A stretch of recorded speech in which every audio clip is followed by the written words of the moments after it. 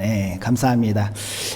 날마다 폭염이 계속 이어져서 굉장히 큰 걱정이 있지만 하나님께서 우리 나라를 보호하사 이 어려움도 또 이겨내게 하실 줄 믿습니다. 이번 주일은 성령 강림절 이후 12번째 주일이기도 하면서 주중에 8월 15일 광복절을 기념하는 광복기념주일이기도 합니다. 그래서 우리 태극기를 준비를 했는데요. 요즘에 광복절에 돼도 태극기를 가정에 안다는 가정들이 많이 있죠.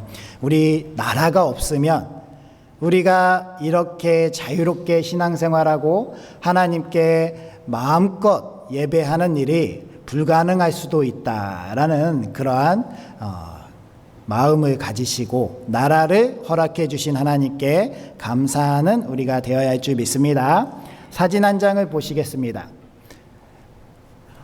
누구의 사진일까요?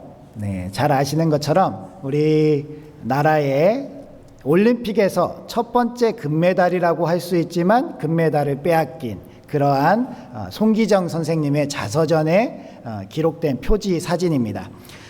다 아시는 것처럼 송기정 선생님은 1936년 베를린 올림픽 마라톤 대회 참석해서 그곳에서 금메달을 땄습니다. 월계관도 쓰고 금메달 시상식을 하긴 했는데 당시에 우리나라에 주권이 없었고 일본 대표로 참석했기 때문에 그 자리에는 일본의 국기가 올라가고 일본의 국가가 연주되는 그러한 상황이었습니다. 그 처참한 때에 송기정 선생님의 시상대에서의 표정, 저 표정이 모든 것을 다 말해주는 것이 아닌가. 나라를 잃은 슬픔이라는 것, 나라가 없다라는 것, 그것이 얼마나 우리에게 참혹한 일인지 우리는 36년간의 일제강점기 시대를 통해서 잘 알고 있습니다. 최근에 파리에서 올림픽이 열리고 있죠. 우리나라의 자랑스러운 선수들이요, 연일 금메달도 따고 은메달도 따고 동메달도 따고 하면서 자랑스럽게 국위선양을 하고 있습니다.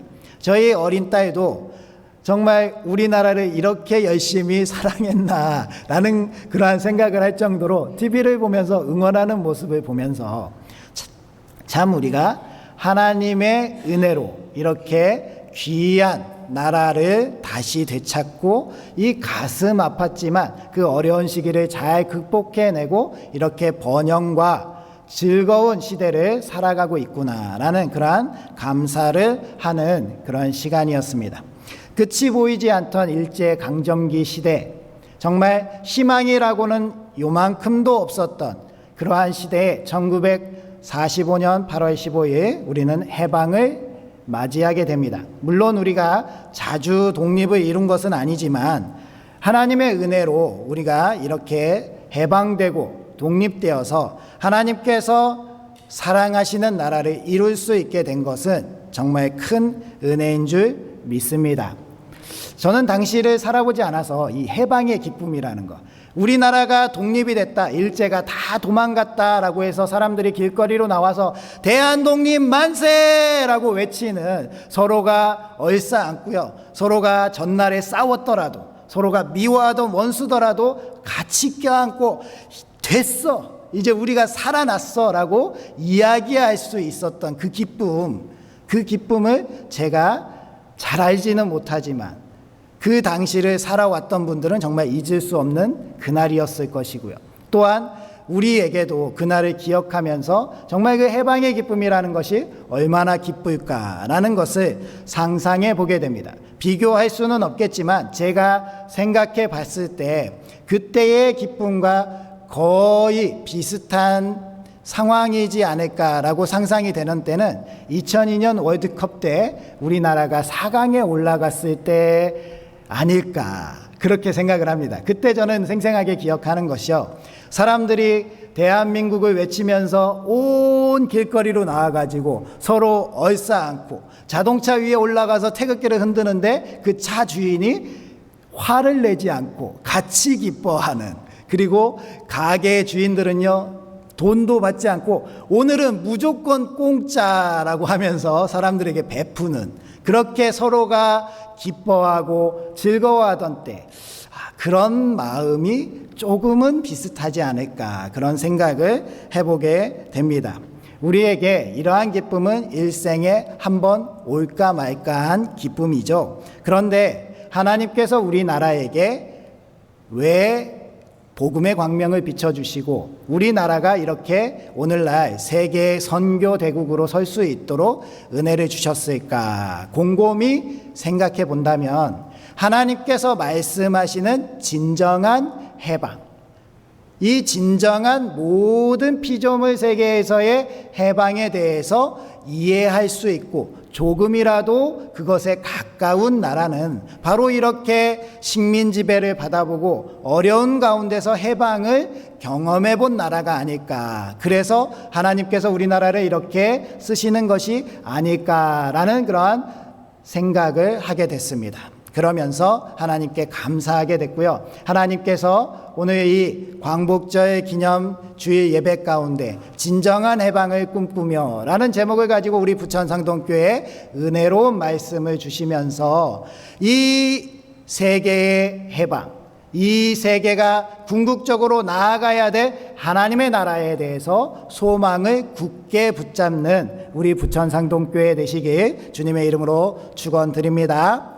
지난주 중에 제가 국립중앙박물관에 다녀왔습니다. 그 국립중앙박물관에서 이렇게 쭉 전시를 보면서 마지막 근대시대 이렇게 보고 나오는데 한쪽 벽면에 김구 선생님의 백범 일지에 대한 그 글이 나와 있었습니다. 그 글은 이랬습니다. 나는 우리나라가 세계에서 가장 아름다운 나라가 되기를 원한다. 오직 한없이 가지고 싶은 것은 높은 문화의 힘이다. 문화의 힘은 우리 자신을 행복하게 하고 나아가서 남에게 행복을 주기 때문이다. 그래서 진정한 세계의 평화가 우리나라로 말미암아 세계에 실현되기를 원한다. 이런 글귀를 보면서 제가 가슴이 뭉클해지면서요. 정말 1947년도에 이렇게 꿈꾼 분이 있었구나. 그래서 우리나라가 이렇게 그 당시에는 보이지 않았지만 이렇게 번영하고 세계의 문화에 영향력을 많이 끼치면서 정말 아름다운 나라로 손꼽히는 그러한 나라가 되지 않았나 그런 생각을 하게 되었습니다. 우리가 이러한 긍지가 높은 그러한 나라 속에서 살아가고 있음을 생각하면서 우리 하나님을 굳게 붙잡고 진정한 해방을 꿈꾸는 우리가 되어야 할 줄 믿습니다. 첫 번째로 우리가 이렇게 진정한 해방을 꿈꾸기 위해서는요, 탄식과 고통이 거셀수록 진정한 해방이 가까움을 인식해야 합니다. 즉 진정한 해방이 이제 임박했다라는 것을 알아야 된다는 것이죠. 22절 말씀을 봉독해 보도록 하겠습니다. 시작. 피조물이 다 이제까지 함께 탄식하며 아멘. 사도 바울을 통해서 1차 독자인 로마의 교회 성도들에게 보내는 말씀이 오늘날 2차 독자인 우리에게도 동일하게 보내지는 것은요, 우리가 눈으로 보고 있고 우리가 살아가고 있고 우리가 알고 있는 이 세상이 전부가 아니라는 겁니다. 이 세상이 해방되어지는 이 세상 이후에 나타날 하나님의 나라가 분명하게 있다라는 것을 선포하고 있는 것입니다. 이러한 하나님의 나라가 나타나게 되면 지금 현재 갖고 있는 우리의 고난과 고통과 우리의 아픔들이 진정한 모든 것이 다 해결되는 그러한 해결책이 나타나게 되고요. 모든 고통의 종결이 이루어지는 그러한 날이 임박해 있다라는 것을 우리가 알게 된다는 겁니다. 따라서 우리는 이러한 임박한 진정한 해방의 날, 이 날을 소망하면서 우리가 이 땅 가운데 겪고 있는 여러 가지 문제와 어려움들, 그것이 아무리 크고 무서울지라도 다 인내하고 극복하는 우리가 되어야 합니다. 고린도후서 4장 16절 17절 말씀을 봉독해 드리도록 하겠습니다. 그러므로 우리가 낙심하지 아니하노니 우리의 겉사람은 나이가 지나 우리의 속사람은 날로 새로워지도다. 우리가 잠시 받는 환난에 경한 것이 지극히 크고 영원한 영광에 중한 것을 우리에게 이루게 함이니. 아멘. 하나님께서 분명히 우리에게 이 땅 가운데 받고 있는 잠깐의 고난은 결국에 영원한 영광을 이루게 하는 그러한 밑거름이 된다라고 말씀하고 있습니다. 특별히 함께 고통을 겪고 있다라는 단어 시노디노는요, 함께라는 뜻의 쉰과 해산의 고통을 겪다라는 뜻의 오디노의 합성어입니다. 즉, 이 함께 고통을 겪고 있는 것은 바로 해산의 고통을 겪고 있는 것과 같다라는 거예요. 즉, 우리가 지금 살고 있는 이 시대에, 내가 살고 있는 이 시대, 이 상황 가운데 점차적으로 고통이 심해지고 점차적으로 고난이 더 거세지고 그러한 것들이 시기적으로 점점 더 빈번해질 때 우리는 이 해산이 임박했음을 알아야 된다라는 겁니다. 저는 아내가 출산할 때 그 옆에서 그 고통을 지켜봤는데요. 이 고통이라는 것이 수치가 있다는 것도 그때 처음 알았습니다.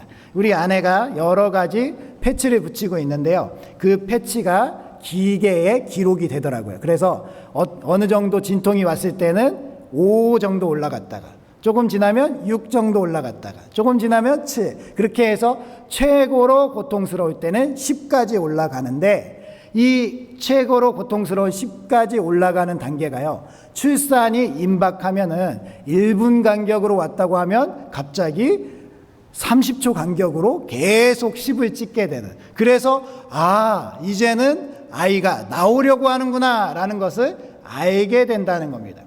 이 자리에도 직접 출산을 해보신 분도 계실 것이고요, 아니고 출산을 지켜보신 분도 계시겠지만, 이것처럼 우리에게 임하는 고통과 고난이 우리가 이제 맞이하게 될 진정한 해방의 날을 출산하는 것과 같은 그러한 위로와 사랑이 임하게 될 것임을 알면서 지금 이 시대를 견뎌나가야 된다는 겁니다. 따라서 우리가 이렇게 이 세상 가운데 살아가고 있는 이 순간 어쩔 수 없이 겪고 있는 여러 가지 몸의 질병들도 있고요, 아쉬움들도 있고요, 내 삶에 있어서 여러 가지 문제들도 있고, 정말 눈앞에 있는 것들이 아득하게 정말 이것을 어떻게 해결해야 될지 알지 못하는 그러한 어려움들도 있을 수 있지만, 그러한 때에 우리가 생각해야 될 것은 하나님께서 우리를 보호하고 계시고 하나님께서 우리와 함께하고 계시고, 이러한 것들이 진정으로 다 해방되어지고 우리가 이것들로부터 자유로워질 수 있는 날이 반드시 있다라는 것을 기억해야 된다는 겁니다. 룻기서에 보면 나오미라는 여성이 나오죠. 이 나오미라는 여성은요, 그 남편 엘리멜렉과 그 아들 말론과 기론, 이렇게 네 가정이 이스라엘 땅에서 잘 살다가 그 땅에 흉년이 들어서 모압 땅으로 이사를 가게 됩니다. 흉년을 좀 피해 보겠다라고 그 땅으로 이사를 가게 됐는데, 그 모압 지방에서 며느리들을 얻게 되고 어떻게 잘 살아보려고 하는데 남편도 죽고 두 아이들도 죽어버리는 그러한 엄청난 고난을 겪게 됩니다. 그랬을 때 나오미는 이제 아무런 소망도 없고 나는 이제 이 고통 가운데 살다가 죽을 것이야 라고 생각하면서 고향으로 돌아갑니다. 그랬을 때 사람들이 맞이했을 때 이 나오미라는 사람이 나를 나오미라고 부르지 말고 마라라고 불러달라, 나는 고통 속에서 정말 이렇게 고난 속에서 살다가 죽을 것입니다 라고 이야기하면서 나는 정말 쓰디쓴 상황에 있습니다 라는 그러한 이야기를 하면서 고향으로 돌아갔는데, 정말 이 나오미가 그 이방 여인 며느리 룻을 통해서 하나님께서 살아계시고 하나님께서 함께 하시고 하나님께서 보호하시면 내가 잃어버렸던 고통과 고난의 회복이 정말 단번에 이루어지고 하나님께서 모든 것을 회복하실 수 있다라는 것을 목도해 보면서 하나님을 다시 한번 의지하는 길로 나아가게 된다는 겁니다. 이러한 것을 레리 클랩은 그의 책 깨어진 꿈의 축복에서 이렇게 이야기합니다. 이렇게 저차원적인 꿈이 깨어져 고통을 느끼는 과정을 통해서 우리는 스스로가 진정 원하는 것이 세상적인 축복이 아니라 하나님을 만나고자 하는 열망임을 자각하게 된다.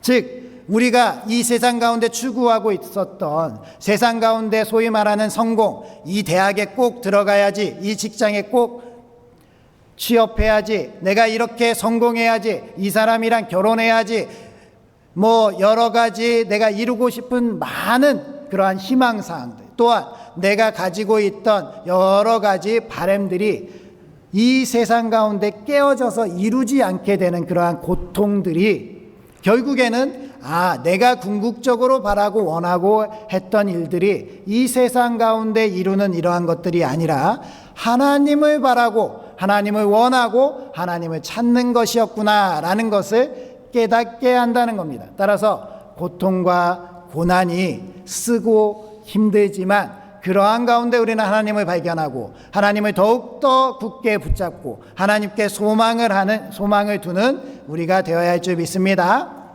그러한 우리 부천상동교회가 되어 간다면 진정한 해방을 꿈꾸면서 믿음 가운데 잘 살아갈 수 있게 될 줄 믿습니다. 두 번째로 보이지 않는 소망을 꿈꾸는 것, 그것이 우리여야 합니다. 24절 말씀도 봉독해 보도록 하겠습니다. 시작.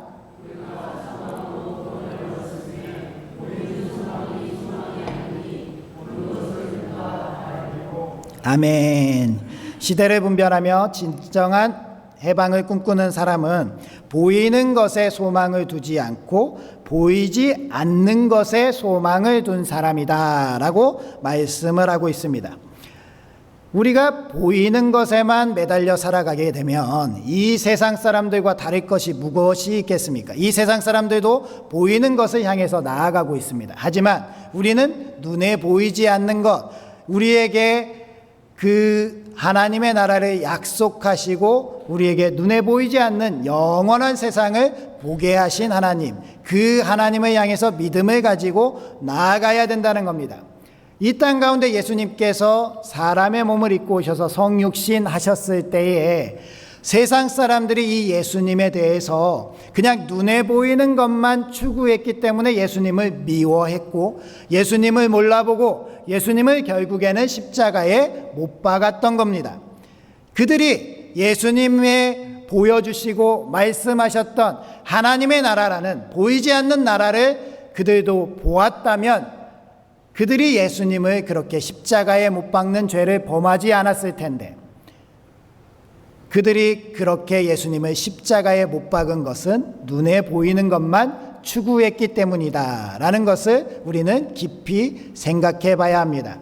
예수님께서 그 어려움을 겪고 있는 사람들의 병을 고쳐주시고 기진하여 유리하는 사람들에게 먹을 것을 주시고 그들에게 어려움들을 해결해 주면서 이것들로 만족하지 말고 진정한 하나님의 나라를 꿈꾸어야 된다라고 말씀을 하셨지만 이 세상 사람들은요, 예수님께서 그 로마의 압제로부터 구원을 해주길 원했고 이 땅 가운데 눈에 보이지 않는 하나님의 나라는 필요 없고 지금 이 시대에 우리가 살아날 수 있도록 이 나라를 해방시켜 주십시오 라고 그러한 것을 바랬고요. 또한 이 땅 가운데 먹고 살기 너무 힘드니 오병이어의 기적처럼 날마다 우리가 아무것도 안 해도 되니 먹을 수만 있게 해달라고 그렇게 예수님께 눈에 보이는 것만을 추구하고 바랬지만 예수님은 그것을 원하는 것이 아니셨다라는 것을 우리에게 알려주시고 계십니다.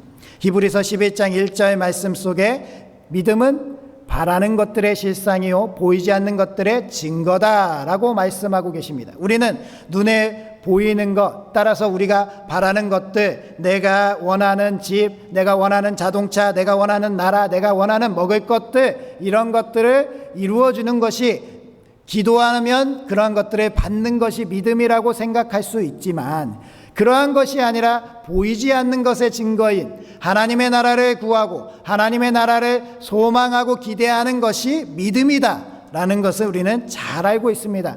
따라서 예수님께서 도마에게 부활하신 이후에 나타나셔서 내 손가락을 내밀어서 내 손에 만져보고 내 손을 내밀어서 내 옆구리에 넣어보라. 그리하여 믿음 없는 자가 되지 말고 믿는 자가 되라 라고 말씀하신 그 말씀, 그러면서 너는 나를 본고로 믿느냐? 보지 못하고 믿는 자들이 복되도다 라고 말씀하셨음을 우리는 분명히 기억해야 합니다. 따라서 오늘날 우리는 예수님께서 승천하시고 다시 오시기 전까지 눈으로 볼 수 없지만 우리가 예수님을 믿고 예수님께서 반드시 이루실 진정한 해방이 우리 가운데 있을 것임을 믿고 그 믿음 가운데 나아가게 된다면 우리는 그 믿음 가운데 하나님께서 더 복되다 인정하신 그 사람, 그래서 하나님께서 복을 주시기에 충분한 사람이 우리가 될 줄 믿습니다. 베드로전서 1장 8절 9절 말씀을 읽어보겠습니다. 시작. 예수를 너희가 보지 못하였으나 사랑하는도다. 이제도 보지 못하나 믿고 말할 수 없는 영광스러운 즐거움으로 기뻐하니 믿음의 결국 곧 영혼의 구원을 받음이라. 아멘. 이 말씀의 주인공이 우리인 줄 믿습니다. 우리는 믿음으로 말미암아 구원에 이른 하나님을 잘 믿는 그러한 백성인 줄 믿습니다. 하나님께서 우리를 사랑하시고 우리를 아껴주시기 때문에 우리는 그러한 믿음 가운데 올바른 믿음 생활을 해야 됩니다. 이 보이지 않는 것에 소망을 둔 사람의 삶은 히브리서 10장 23절 25절 말씀 속에 해답이 있습니다. 또 약속하신 이는 미쁘시니 우리가 믿는 도리의 소망을 움직이지 말고 굳게 잡아 서로 돌아보아 사랑과 선행을 격려하며 모이기를 패하는 어떤 사람들의 습관과 같이 하지 말고 오직 권하여 그날이 가까움을 볼수록 더욱 그리하자. 아멘. 이 말씀에 나와 있는 것처럼 우리는 진정한 해방의 날이 임박했음을 알고 있고 우리가 믿고 있는 것이 보이는 것이 아니라 보이지 않는 하나님의 나라고 예수 그리스도임이 분명하다면 우리는 그 보이지 않는 하나님의 나라에 소망을 두고요, 서로 돌보고 서로 사랑과 선행으로 격려하면서 모이기를 힘써야 된다는 겁니다. 주님의 전에 모여서 예배하고 사랑의 친교를 나누고 서로 섬기면서 아름답게 신앙생활을 하는 사람들, 그 사람들이 바로 우리 부천상동교회인 줄 믿습니다. 우리가 이렇게 매주일 잊지 않고 주님의 전에 나와서 예배하는 것, 주님께 기쁨으로 나아가는 것이 그 믿음의 증거인 줄 믿습니다. 그 믿음의 증거를 보시고 하나님께서는 우리가 바라는 것, 이 세상 가운데 바라는 것이 아니라 하나님의 나라, 눈에 보이지 않는 것을 바라는 그 가운데 눈에 보이지 않는 것만 주시는 것이 아니라 이 땅 가운데서도 누릴 수 있는 은혜들을 허락하실 줄 믿습니다. 그러니 더 힘써 모이기를 힘쓰시고 그 가운데 예배하시고 사랑으로 선행으로 서로 돌보고 섬기시는 우리 부천상동교회 되시기 바랍니다. 세 번째로 진정한 해방의 꿈은 인내로 이루어지는 것입니다. 25절 말씀 읽어보겠습니다. 시작.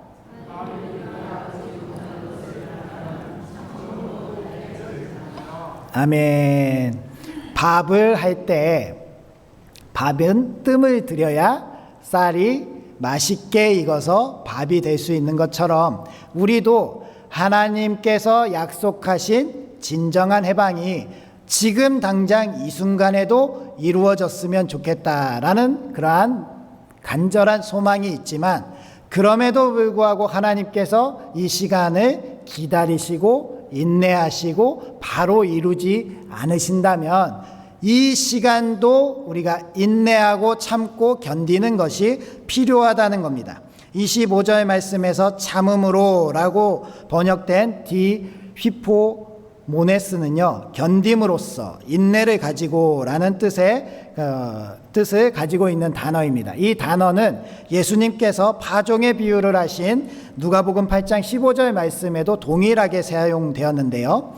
좋은 땅에 있다는 것은 착하고 좋은 마음으로 말씀을 듣고 지키어서 인내로 결실하는 자니라라고 말씀하신 예수님의 말씀 가운데, 결실을 하려면 반드시 인내가 필요하고, 인내를 한다면 결실을 얻을 수 있다라는 그러한 말씀입니다. 즉 인내라는 것은 오래 참음으로 사랑에 이루는 사랑의 성품이기도 하지만, 이 인내라는 것이 소망 가운데서도 중요한 성품임을 우리가 꼭 알아야 되는 것이죠. 따라서 우리가 조급함을 내려놓고 하나님께서 반드시 이루실 것이다, 그 믿음 속에서 끝까지 참고 견디고 내 자리를 떠나지 않는 그러한 우리가 되어야 할 줄 믿습니다. 느헤미야서에 보면 느헤미야라는 사람이 나옵니다. 이 사람은요, 그 바벨론 땅에서 아닥사스다 왕의 술 맡은 관원장으로 소개가 되면서 등장하게 됩니다.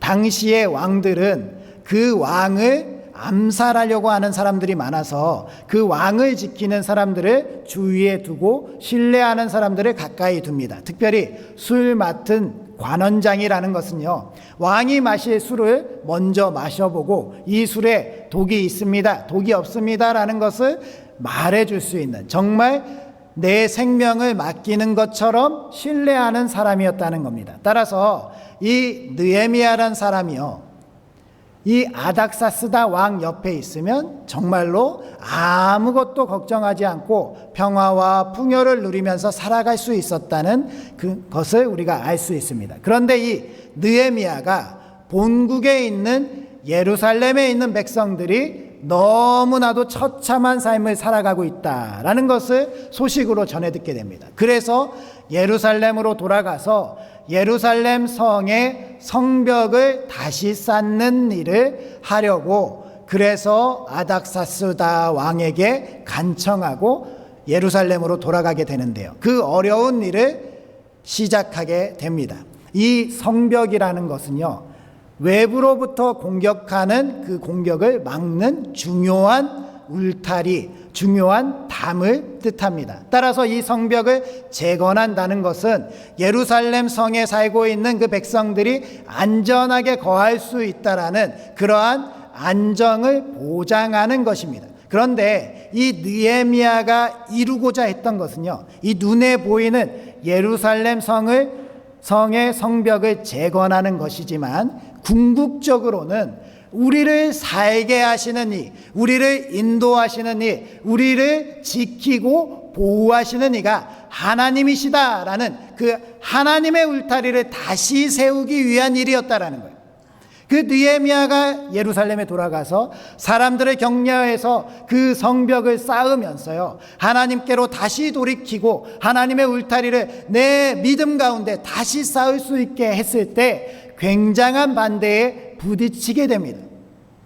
이 울타리가, 이 담이, 성벽이 쌓아지게 되면 더 이상 예루살렘을 약탈할 수 없게 된 산발락과 도비야 같은 사람들, 이러한 사람들이 끊임없이 느헤미야의 암살을 시도하고요, 끊임없이 어떻게든 이 일을 방해하려고 하고요, 갈등을 조장하기도 하고 여러 가지로 핍박을 하지만 이 느헤미야는 그것에 굴하지 않고 끝까지 참고 견디면서 그 성벽을 재건하는 것을 완성합니다.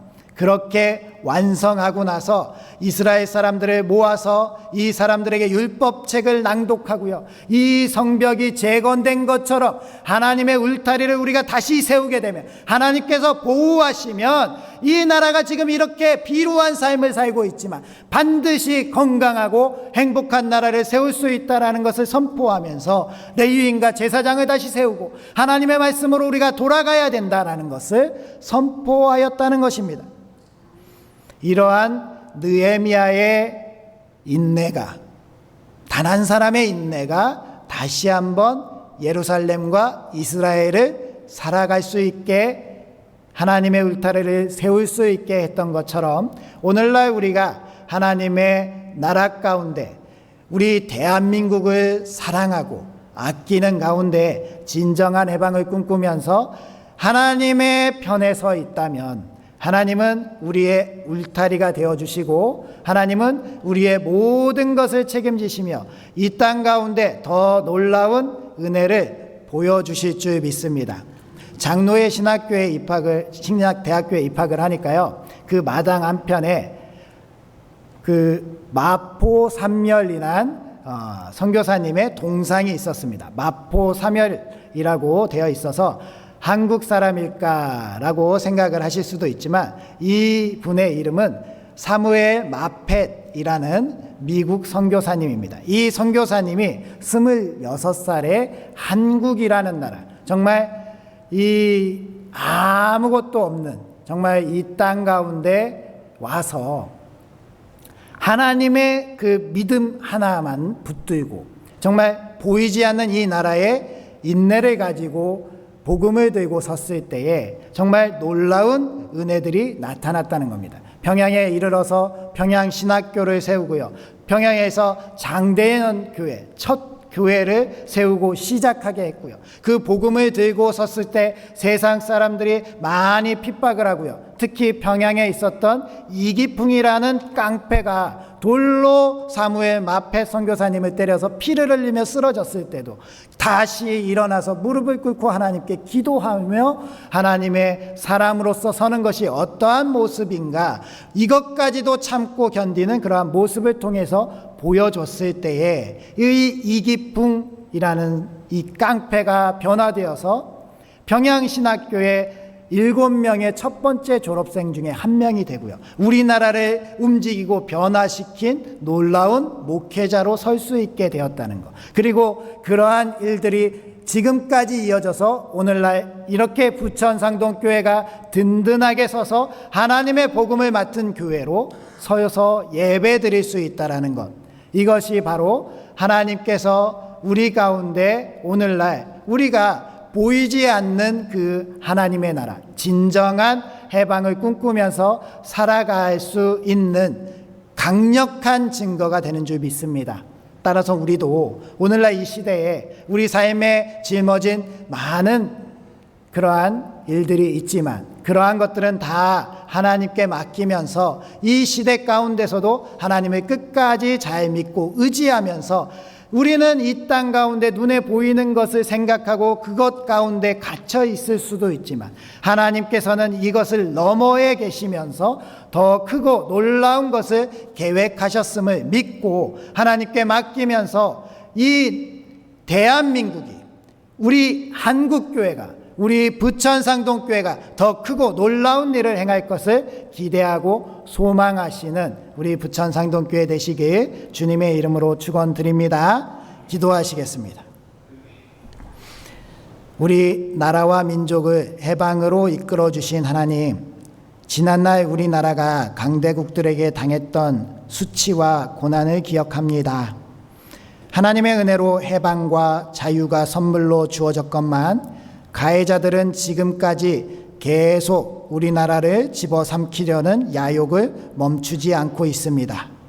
그런 가운데 우리나라 안에서조차 하나되지 못하고 갈등의 골은 깊어가며 어리석음의 길로 가고 있습니다. 우리 민족이 분열의 영을 이기고 하나 되어 수치를 되풀이하지 않게 하여 주시옵소서. 특별히 한국교회들이 깨어서 기도할 수 있게 하여 주시옵시고 기도의 자리를 회복함으로 인해서 하나님께서 우리나라를 쓰실 수 있는 그러한 이유가 되게 하여 주시옵소서. 무엇보다 자유와 해방을 허락하신 역사의 주관자 되신 하나님을 인정하고 감사하며 진정한 해방을 꿈꾸는 우리 부천상동교회 되게 하여 주시옵소서. 전 세계에는 아직도 전쟁을 하고 있는 나라들이 있고 기근과 여러 가지 어려움 속에 빠져 있는 나라들이 있습니다.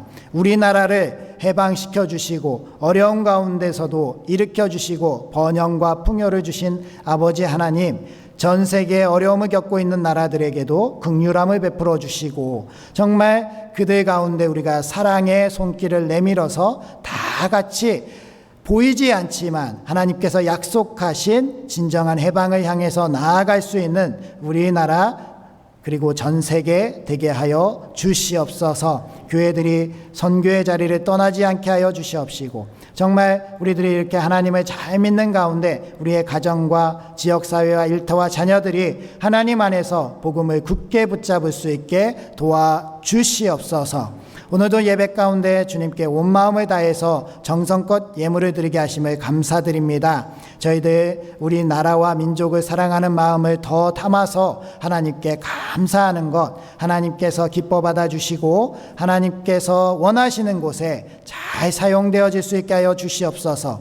11조 교회사랑 감사선교구제 일천서원 생애의 감사 강단 헌화와 중식 헌금들의 예물들 하나님께서 다 기뻐 받아 주시옵시고, 하나님의 백성들에게 하늘의 신령한 복과 땅의 기름진 복을 내려주시어서 저희들이 이 땅 가운데 근심과 걱정 가운데 살아가는 것이 아니라 모든 것을 다 하나님께 맡기고 넉넉하게 믿음으로 승리하는 저희들 되게 하여 주시옵소서. 하나님께서 저희들과 한 주간도 함께 하시며 놀라운 은혜 가운데 승리하게 하실 줄 믿습니다. 예수님의 이름으로 기도드립니다. 아멘. 이제 다 함께 일어서셔서 주기도송 하시겠습니다.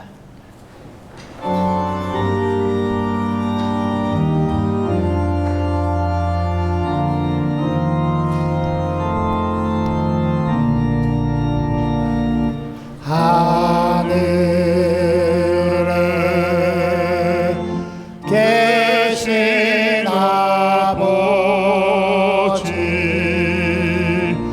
이름 거룩하사 주님 나라 임하시고 대신 이루어질다.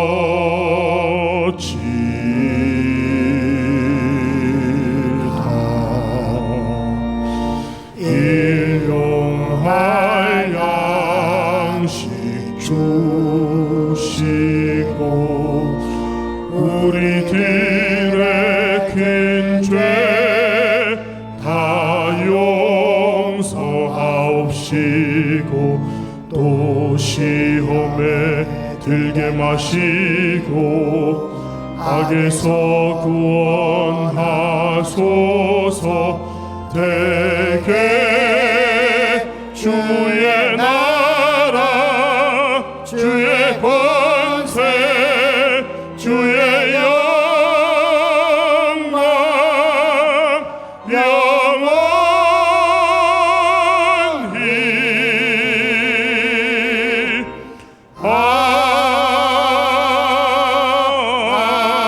아멘.